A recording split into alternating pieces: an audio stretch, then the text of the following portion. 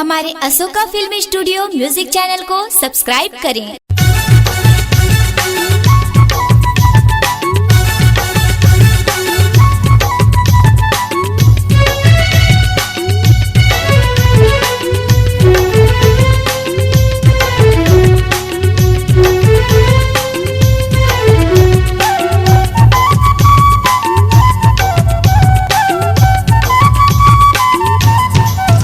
मोरे भाई के होवते हवे शादी, मोरे भाई के होवते हवे शादी।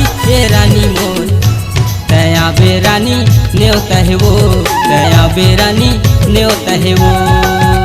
मोरे भाई के होवते हवे शादी, मोरे भाई के होवते हवे शादी। ए रानी मोरे दया बेरानी न्योता है वो, दया बेरानी न्योता है वो।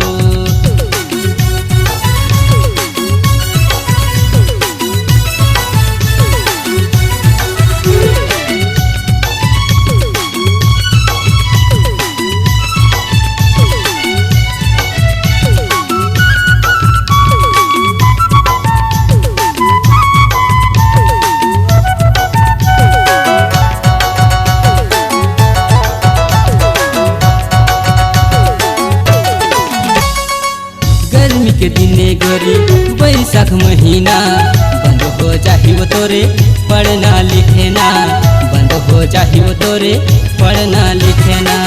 शादी के बहाना मगोरी हो ही वो मिलेना, अभी ते जरूर रानी भेजत हवन होता, अभी ते जरूर रानी भेजत हवन होता। मला बेगोरी तोर दाई दादा दया बेरानी न्योता है वो, दया बेरानी न्योता है वो।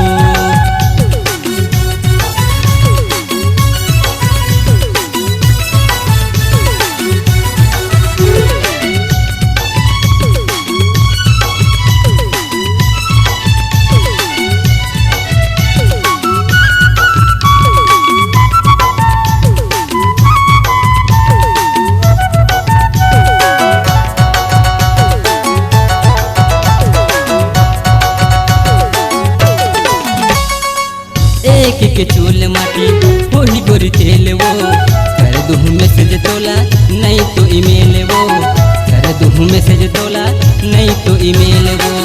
तीन के हरदाही चिकट के नेंगे वो, जलता है आबे रानी धन कर बिलेट वो, जलता है आबे रानी धन कर बिलेट। भाई कथे तोरे या बड़ वो बड़ाई, दया बेरानी न्योता है वो, दया बेरानी न्योता है वो।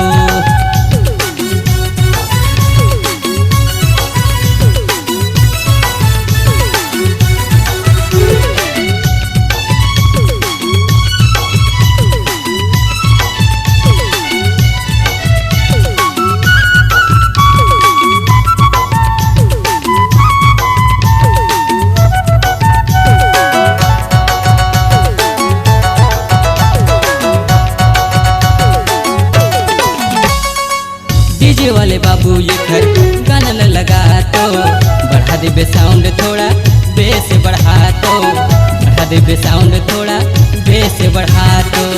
नाच गोरी कूद कूद के कमर हिला के, संगी जहुरिया के वो दिल धड़का के, मोहन मेरा भी के वो दिल धड़का। संपत भाई संग मनाचते है भौजाई, दया बेरानी न्योता है वो, दया बेरानी न्योता है वो।